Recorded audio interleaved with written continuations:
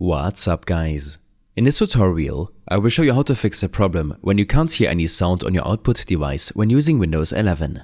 First, search for Settings in your Start menu and hit Enter. Once in the Settings app, navigate to the System tab on the left hand and select Sound. In the Output section, ensure the correct audio device is selected.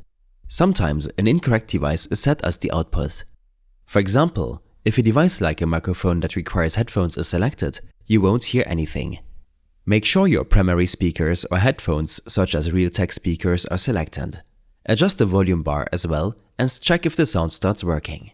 If the issue persists, close the Settings app and in your Start menu type Device Manager and hit Enter.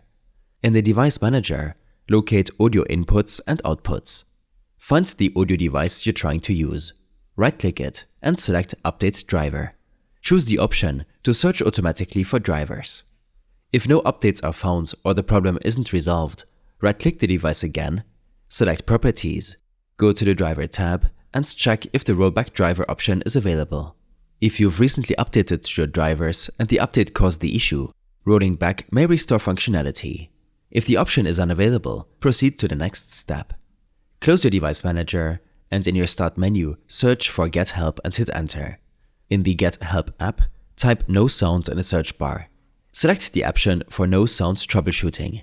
The app will ask for your consent to run automated diagnostics to resolve the issue.